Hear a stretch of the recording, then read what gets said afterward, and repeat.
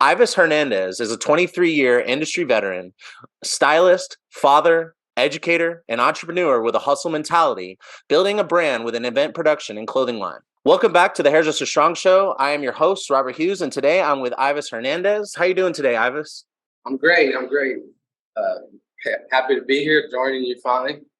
Awesome. Yeah, thanks. We had a little bit of back and forth, and I'm glad to finally get something on the books. So I thought today would be a good time to start just kind of get to know you and hear kind of what your story has been and what's kind of kept you moving and for today. How's that sound? Great. Sounds good. Sounds good. Cool. So why don't we start with how'd you get into hair and what's your story? So I kind of just almost accidentally fell into it. Let me get this light a little bit closer.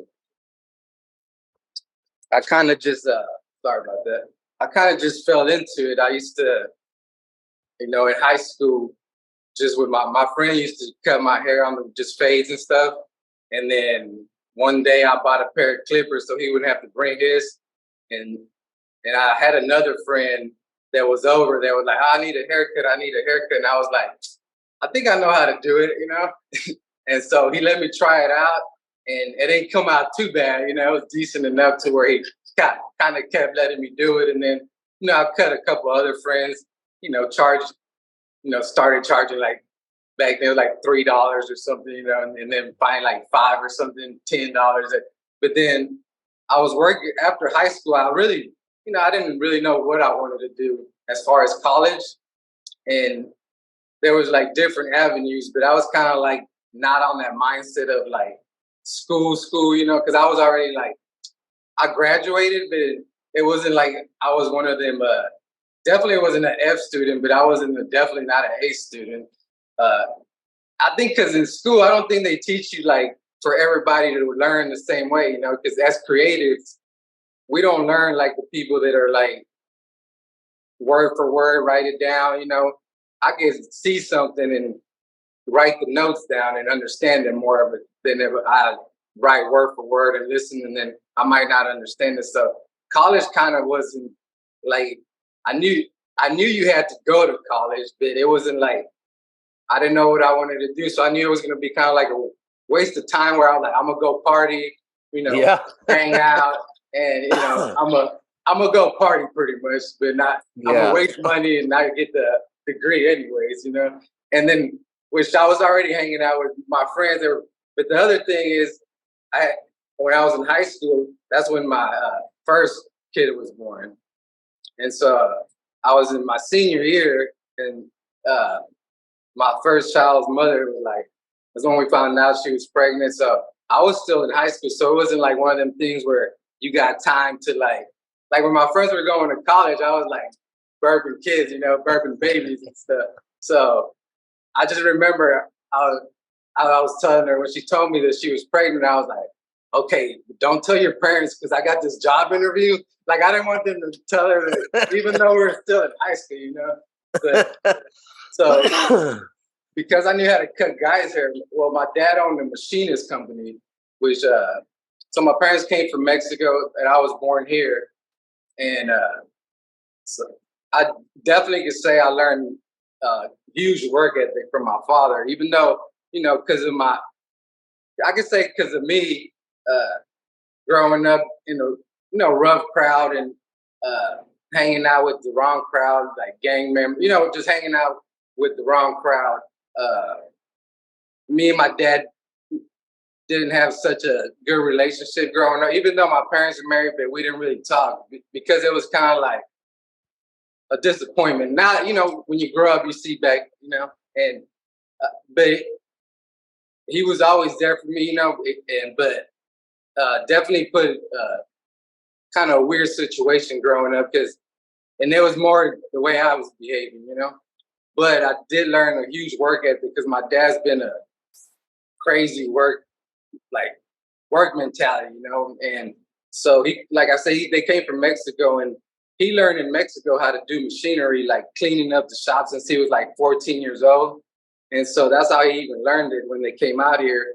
And he was working at, I think, He ended up working at Baker Hughes eventually, and working the machines, as a machinist. And he did that for I think 10 years, and then eventually opened up his own business. And he had it for almost 20 years. Had a machine shop, and to where they had bought some property, went from a lease, bought some property, and built like a 10,000 square foot warehouse in his own. And then eventually, because of the oil industry kept going up and down, and he was at the point where he wanted to kind of just retire.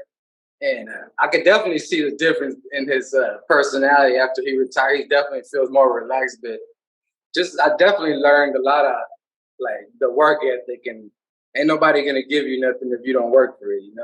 It's like you can put your hand out, but if anybody gives you anything, it's only what they want to give you. And like what they used to say, beggars can't be choosers. Yeah. Like you can put your hand out, somebody might hand you something, but if you don't, it's almost like I can hand you something, but what are you gonna do with that type of thing, And so I've always learned like it's up to you to show how hard you want to work, And so yeah, I was working for my dad, and that just wasn't my thing. It was like machinist, and you work behind a machine, and it was just very boring. Most of the people that worked there were like older, and so I didn't know what I wanted to do. So finally, I was gonna go to barber school to just check it out. And actually, my mom, when she was growing up in Mexico, my grandma knew how to cut hair, and she opened up a salon in her house. And so I still remember going to my grandma's house, and she didn't have that no more, but she still had like the salon for the highlight chair, the color blow dryer chair, and a couple other things. But it was old, and it was just I never clicked on until they told me like she used to have a salon there, and so my mom knew how to cut like hair, so she would cut the top of her hair, and then my friend would fade the size of my hair, And so I never thought like, hey, I want to go do hair, It was just one of them things like I didn't know what I wanted to do, but I knew you had to do something. And so I was like, I'm gonna go to barber school. But then I was like, I went to check out a hair cosmetology school because they say you can make more money doing women's hair. And then when I went there, I'm not gonna lie, I always say this. There was a lot of good-looking women there, and I was like, "This cannot hurt," And then, so literally, that was one of the main reasons I joined, because I was like, "This looks fun," and there's a lot of females in here that are good-looking. So, so literally, I was like, that was my thing. It was like, if this doesn't work, I'll just keep working for my dad, because I did that for, I think, 2 years in high school, and then 2-3 years out of high school. But it wasn't like I took it serious. It was almost I was getting like the grunt work, And so then I went to cosmetology school thinking like, let me try it out and let's see. You know how everybody, when I was growing up, that's how, 20 something years ago, people they didn't respect hairdressers like they do now. It was like, they were known like, oh, I'll do this and then I'll get something else, It was like a fallback plan, or like a job, not a career, People didn't, but in reality, like when I started hair school and started working for a salon, and you actually dig into it, in Europe, they look at hairdressers and like as doctors and like surgeons, because we're one of the only industries that need a license to touch people like in that way, like actually physically touch people and recommend stuff. You need a license to do this, So and in Europe, I don't know how it is now, but they were saying like you do like your training program for like way longer, like I think like 3 years, 2 or 3 years, 4 years. But when you're actually doing clients, you're on the level of like a stylist that's been doing hair for a long time, because it's so, to the point. But yeah, so when I went to hair school, it was like, I didn't know I just kind of fell into it, and then I liked it. And so I was like, and the first salon I went to, it was like a lot of girls there, but they were trying to get more guys in there. And this guy that was at cosmetology school with me, he had told me about it because it wasn't far from there. But the thing is, I live in Houston, and it's Houston's large city. We're like one of the largest cities.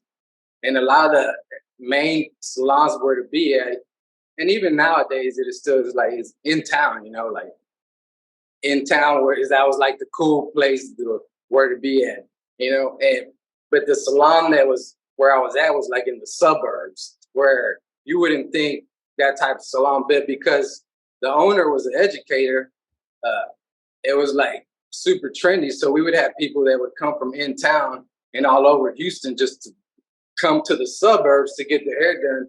Because I think eventually we had, I think, like 9 Paul Mitchell educators that worked there because of her work ethic was like education, education, education, you know.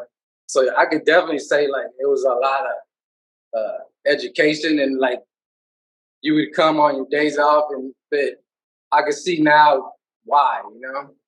And so I worked there, started there after cosmetology school, and like I said, they had a huge training program. So went through that, and as a guy, I never played with Barbies where you mess with the hair and all that. So like doing braids and all that didn't like styling hair that didn't snap to me like how it does other people, you know. But what worked for me is I knew how to cut guys' hair. Guys, if you know how to cut their hair, they don't want to go to anybody else, you know. But that's how I started, and then they would send me their moms or girlfriends or sisters, and so I started building up my female clientele, which now I do. You know, guys are like 5% of my clients, maybe a little bit more, but it's mainly color, color and a haircut, and it's my thing now. But I just remember I started with guy clients because I knew how to do guy clients, and then I started with short women's haircut because a lot of people didn't know how to do like short women's haircuts, or they would steer away from that, you know? And so that actually helped me. Sorry, I got a question. So how long did you was your apprenticeship program or training program before you got on the floor after cosmetology school?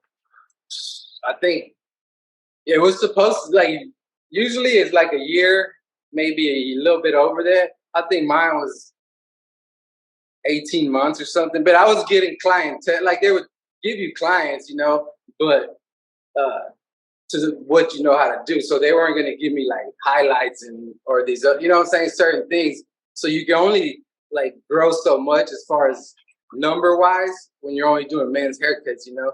So if you're trying to like hit certain numbers, you know, so then you're staying in like, so to get out of your apprentice program, you have to hit a certain number. Even though you're still in it, they're starting to give you like clients for like, so if you're done with like your haircut classes, they'll give you haircuts, but you're still doing classes for color, you know?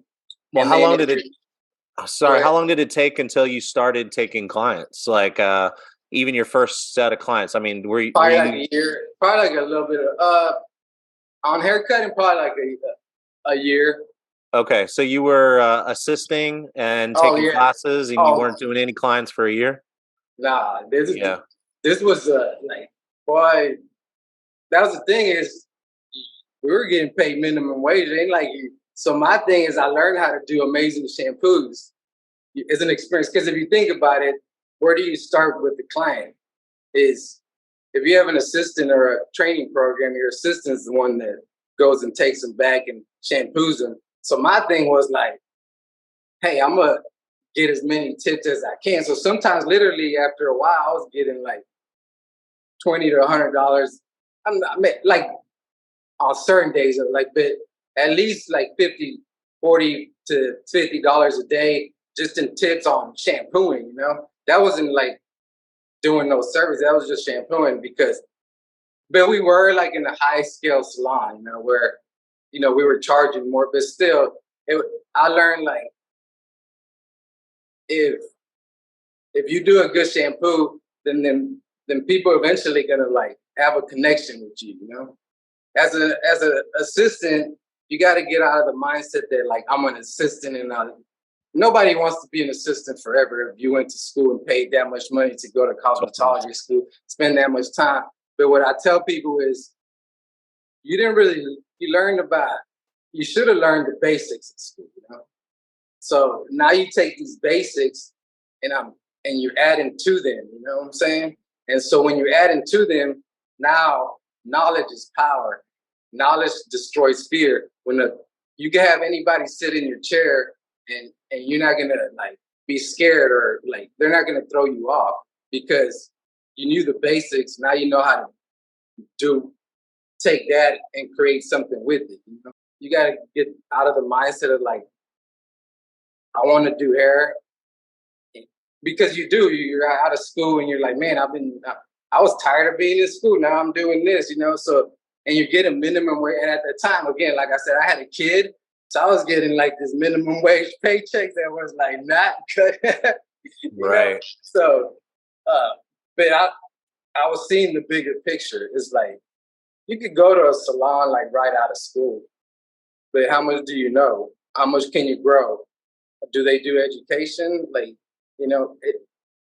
some people will go and like, unless you can sell what they say, ice to an Eskimo, which means like you got hustle mentality. You could talk anybody into buying anything and make friends with anybody.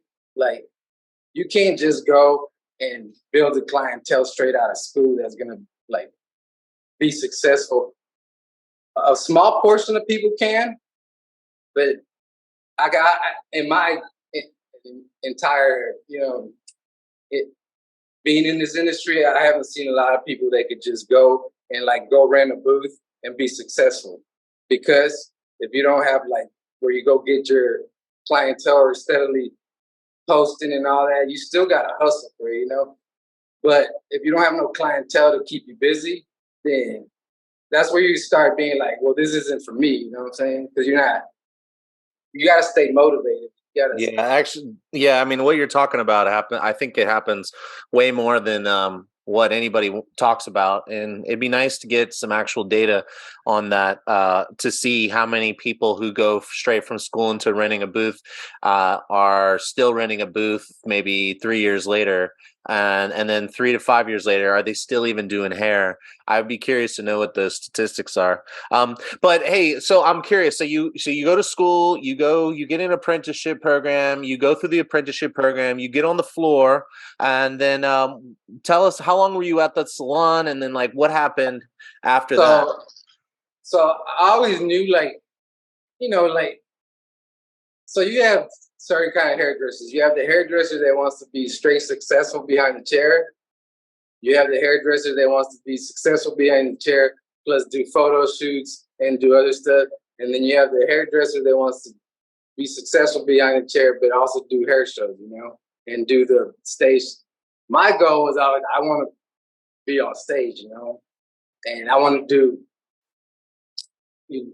grow to that, So after I got on the floor, I started doing clients, and then I knew that I was because of her, a lot of us were gonna be educators, So that's when, I think after like 2 or 3 years being on the floor, that's when I went to see. Back then, there was no social. There was no. Again, I've been doing hair for 20-something years.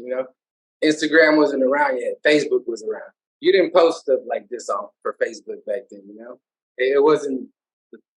It just wasn't the thing. And so it was all about handing your cards, word of mouth. Treat your clients so amazing that they're going to bring you all these clients. Hand out all your cards, all the cards you can. Go everywhere you go, hand out cards, because if you're not advertising them, because there wasn't like social media to post your picture, video, and all that. And so so whenever you wanted to be an educator, you would actually have to go and apply to a company, a brand, whichever brand you want to be. Which we worked at a Palm Mitchell Focus salon. So again, even then, the school I went to, there was no Palm Mitchell school salons. I think there was one, and I think that might have been the Costa Mason. And because this was in 2000, 2001. Yeah, I went to school in 2000, so it was like 2001, 2002. So the school I went to, I didn't learn anything. Like literally, they gave me. I remember color theory. So I don't know if they have to do now anymore, but when I was in cosmetology school, you had to do like hair, nails, and facials because we were licensed for all that. Right. And so, but I didn't really take the facial thing serious, and I think I might have done a couple hours, And then the nail things, my teacher loved me so much that she would get me out of doing that, you know? And I think the only 2 girls I did a pedicure on, I was like, they went to the school and I was like, I gotta look at your feet before I even touch them things. If they're busted, I'm not doing it. So our color theory, I just remember the instructor was an amazing, he worked at a salon for years, but the school that wasn't about, I don't know, they were all about the money and like, it was like, you might learn the basics. So literally what I learned was in the salon I worked at, you know, because, and I remember like when being in cosmetology school, and this was when Tony and Guy and Visible Changes was like the salons to be at out here, you know, like if you wanted to be in a popping salon, that's where you wanted to be, you know. And I just remember I would go like if I was in the mall or just watch them cut like through the window because Visible Changes is all glass, you know. So I would watch them do whatever they were doing, you know, and not really thinking like anything about it, like that. I just like them watching them do the art, you know, because I was in cosmetology school again. So then when I went to the salon I worked at, it was all about education and education. So when I got on the floor, then a few of us started at the Paul Mitchell program together. So I guess because of her, she was already kind of up there in the company. So they let us in the program, you know, I think like 5 of us went and applied, and then we had to go to Austin. And that's actually, I'll tell you, I don't even know, but it's when the Austin Paul Mitchell School, I think they were like 2 years old or something. That's how far back it was. And went there, and you would have to go to like a training thing. And you would go and you would have to, how would it go? You went for 2, the first day, it's like they would like go over everything, you know? And then the second day, you would do it and you would have to like talk in front of people, but you know, and then they were like grading you on everything, how you spoke and how you presented and all that. And I think that's sometimes the education that's missing sometimes. I think it's cool that because of social media, you can go be an independent educator wherever, but sometimes nobody get this wrong. I'm not just like, the way it's taught is like, it's almost like I could teach you the way I do it in the salon, but I might not be able to teach you a technical way if you have a mistake, like a technique, you know, because even the way you're taught is like, it's almost like if you went to school to be a teacher and the way you're presenting stuff is you're able to present it in like a technical form, but also in a creative form, you know? And so you're able to like kind of dissect both to teach to people, you know? But sometimes you'll get lost if you just teach in creative way, because there is hairdressers that are like organized, give me a pad and pencil and all that. And so sometimes even then when we would go like to the training as an educator, I might even have it, I don't even know, but they would give you like a list of every color line, right? Because when you go teach a class, you can't go say, hey, your color lines. If you're trying to like get some host salon to carry your color line, but they carry already another line, because they've been carrying it for years, right? They love it. And you can't be like, hey, your color line sucks. Because yours, the one you're trying to sell might be better, right? You might have certain things that are better, but you can't say, hey, mine's better, because you have to be like, yours does this and ours does this, and it's compare and contrast. Now, can you see the benefits of why you know? So you would actually have to go and like even learn like the color lines, like the other color lines, because you would have to like know why, the benefits of what you're selling. So it wasn't like you were just selling it because you didn't believe. It's almost like, hey, you have to believe it if you're gonna sell it. You know? So it's almost like you can't just go BS your way through it, you know? And that's one thing is at salon. So I went and then I became a Paul Mitchell educator and did that. And so, like I said, to become an educator, it wasn't like how it is now. They hit up your social media and then, hey, we see your, I mean, you definitely have to put in work before they hit you up, but you could definitely get on stage. Because back in the day, to get on stage, first, it was a lot of sorry. It, I'm gonna talk blunt. It was a lot of like, uh, which I'm not like that. I don't like to kiss anybody's butt about it. You know what I'm saying? And I don't like to laugh at fake jokes if they're not funny. And that's what it was. It was like, unless you're in this inner circle, you're gonna get on stage to hold somebody's foil to assist them, but you're never gonna get on stage. You know? Right. So it wasn't like how amazing you are, or how long you've been in the company. It's like, unless you're in the inner, like, because every group had, you know what I'm saying? Every group had like their own group that would come on Right. stage. It's like kind of clicky. Yeah. Yeah. And so it was like, unless you're laughing at, you know, unless you're trying to play the kiss butt game, it was gonna be hard for you to. It didn't matter how good you were, you know. But so uh, I did that for what it was is like once I let. So the owners that at the salon that I worked for, they also used to own the Paul Mitchell School in Houston, and so I would do a lot of like the stylists there. We would do a lot of guest artist work there at the Paul Mitchell School. But then I started going a lot up there to teach. But you even then you would have to decipher, like, you're coming in as a hairstylist. If you're not doing like a class like as a guest artist and you're just coming on a regular day, you can't talk. You got to talk to them in like a basic way. Like you can't talk to them in salon reality way. You know what I'm saying? You still got to tell them because that's where they're at. So they don't want you to confuse them. You know what I'm saying? And so I did that. So, but when I left that salon, it was after like almost 9 years I worked there. So I was there for almost 9 years, and I was working at the time. I don't know if y'all know Wes. Wes does hair. I think, yeah, I think so. Yeah. Yeah, his name's pretty big now, but he worked with us at the salon. So he came at. I think I was already working there like 6 years or something like that when he came, and it was funny because that's actually because he was at that age where that's when Instagram started popping, right? And he's at that generation. But I was like, I didn't even care about Facebook that much back then because I was like, man, because I was like, I don't need that to get clients. Like I was already building clients, I already had clients, and it was all about cars, word of mouth cars everywhere you go.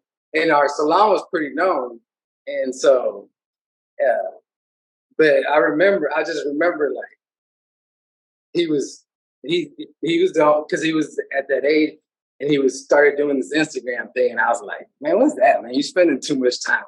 And this is when it was first. This is when like Guy Tang was first putting.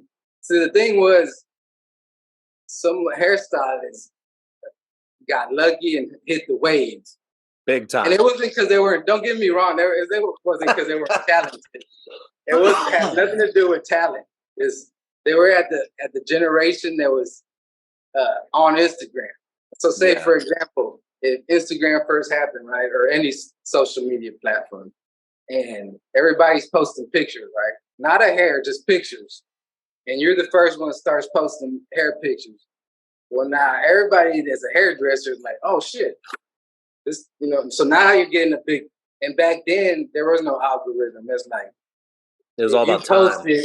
You were able to catch, I think they were able to catch like a couple hundred followers in a couple days, you know, like you would see people like grow, like in a year they would grow like 50,000 followers. But some of them were back then, some of them were fake, you know, but that fakeness helped them grow because people didn't know that they were fake. So they would follow because they would see big accounts, you know, they're like, oh, this person must be popping because they already have big numbers. But then, because they were buying followers, but then people started catching on to it because if you had big followers but only had like minimal likes, then now they have to start buying likes. Well, then they got with that. Then happened is like now you have minimal comments. Right. So then all of a sudden one day, like I think Instagram like hit them robots where they deleted all the robots and people's like accounts started like delete, like their numbers started going down like crazy. But I just remember like once I went off on my own, like a lot of us that were at that salon, stuff went on where, you know, you get to a point where, all right, certain people will feel like they hit the growth, you know, at where they're at, and it could be for different things, you know.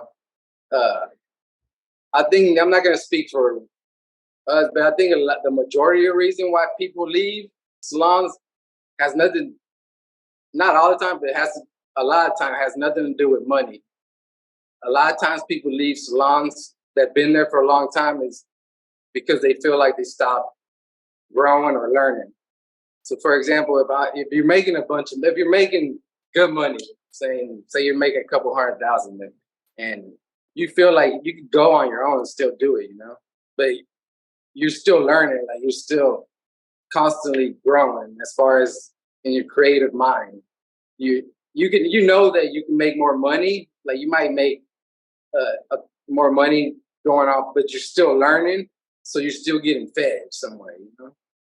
But once you stop learning as a creative and start feeling like you can do it on your own, that's when the money does come into us, you know what I'm saying, into it, because now you start like, I'm not learning anything and I could go make more on my own, you know? So that's when people start leaving. But what we did is we didn't want to be in like one person suite either, because that one thing about that, it feels like work.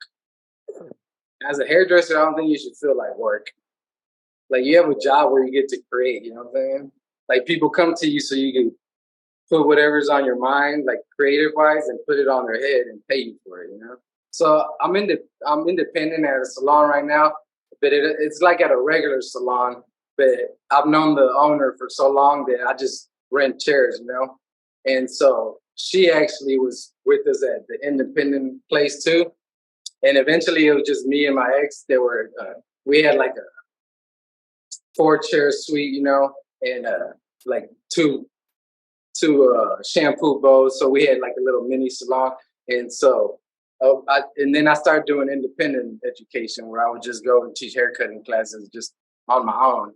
That's why I started using social media, was to get clientele, and then to like to get classes, you know, because if nobody's seeing you do anything, then why I want to take a class from you? Because nobody was taking classes unless you were with the brand, you know, because you didn't have big numbers on social media. You were with the brand. So unless you were with the brand, you weren't going to be, your name wasn't going to be, it was going to be like in your area, but, you know, citywide or nation, unless you were with the brand. So it wasn't like, hey, you have a lot of followers, because there wasn't a lot. Even if you had followers on Facebook, people weren't looking at that, you know. They were seeing Facebook as like family and friends. It wasn't like business and, you know, not even really social media. Like it was more like, hey, they were posting pictures of, I think, food a lot back then. If you were like, it was like everybody would post, like, don't eat your food because you have to post a picture. That was the wild. I think that was the wildest thing, when people were like, before you eat, can't even eat your food.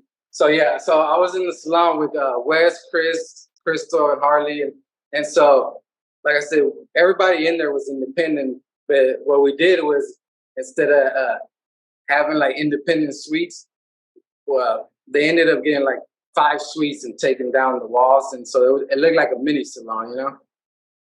And the thing was, like, when you work by yourself, you don't have no one to feed off of. You know what I'm saying? As far as like creativity wise, because sometimes like or bounce even ideas off of it. So it becomes like a job. Like I'm going and doing clients and then going home, or like in between a client, you'll go sit back and now, or what happens is like, oh, I don't want to go to work today. You know what I'm saying?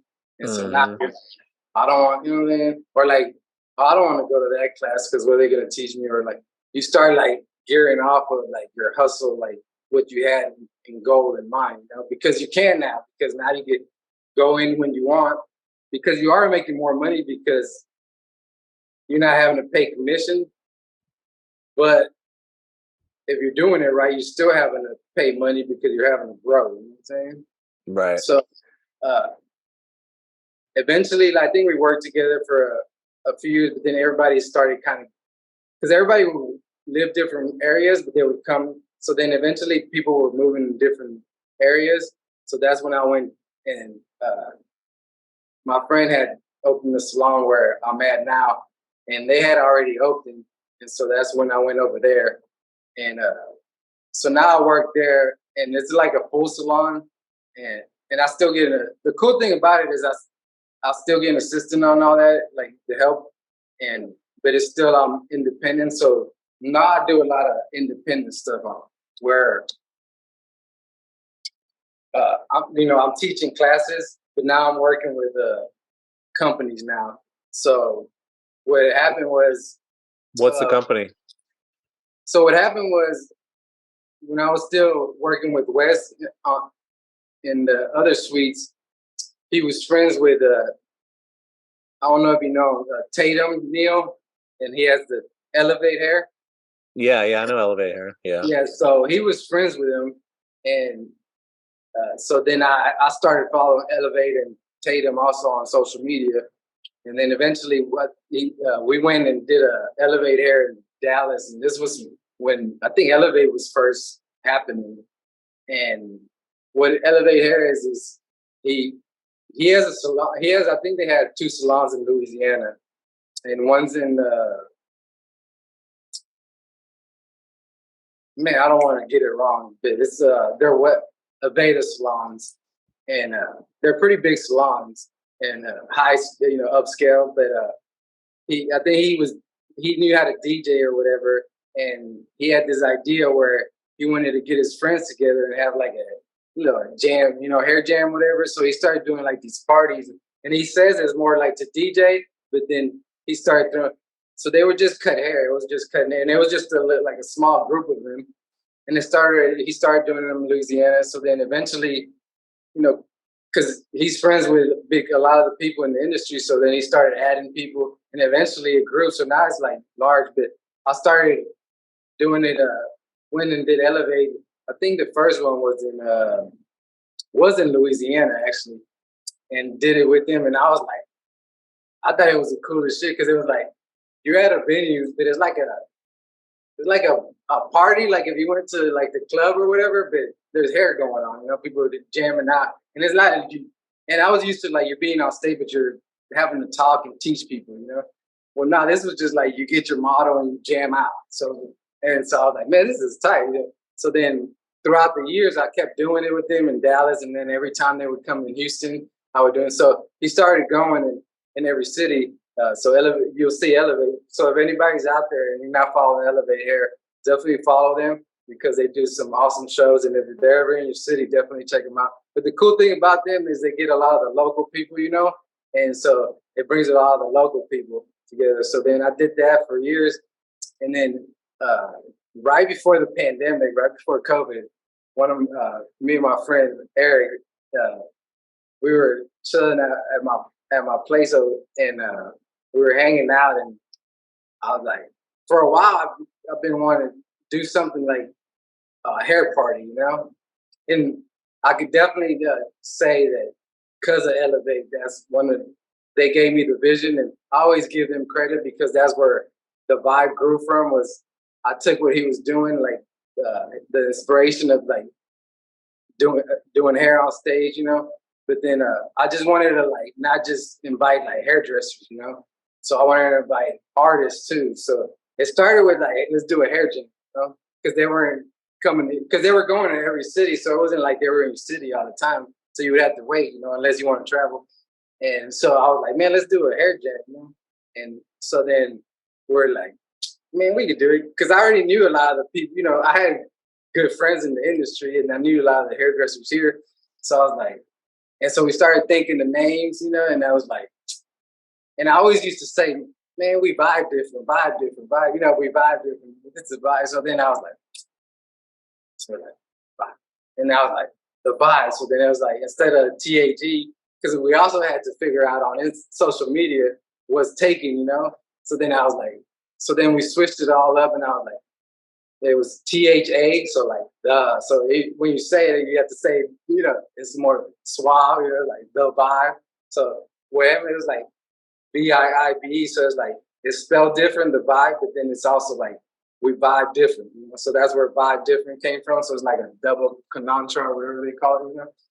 So then what it was just like it was just gonna be like hair, and then I was like, well, let me get a makeup artist to you. Well, I think one person brought a makeup artist with him the first one, and but I started inviting artists to do like painting live on canvas, body painters, and so the first one we had was like right before COVID, and it went amazing. Like we had got a venue and just promoted it ourselves. Where so I just got my friends to shoot it out on their stories. You know, where get all your friends shoot out on their stories, get everybody that you have on there shoot it out on their stories. My theory was like, hey, if you get 20 people to do the show and everybody invites 2 people, you're at least gonna have, enough people come. But the more people you have, the more. But my thing was like, I didn't want to limit the amount of people that wanted to do it. So I tried to shoot it out to as many local hairdressers, barbers, that wanted to do it. And at first, certain people were like, "Well, I've never heard of it." So you would have some of the bigger names like, well, I've never heard of it, so I don't know if I want to, So, but I was like, that's all good. Just come to it. And when you come to it, put it on your stories. So then from there, we had our first event right before COVID. And I just remember it had an amazing turnout. I think we had like 350 people come to it. It was like an awesome show. And we're like so pumped up and like literally like we were thinking about like when's the next one? And then COVID hit. Like we're like, what's this COVID? Lockdown happened, and then from there, that's actually where my clothing brand came up.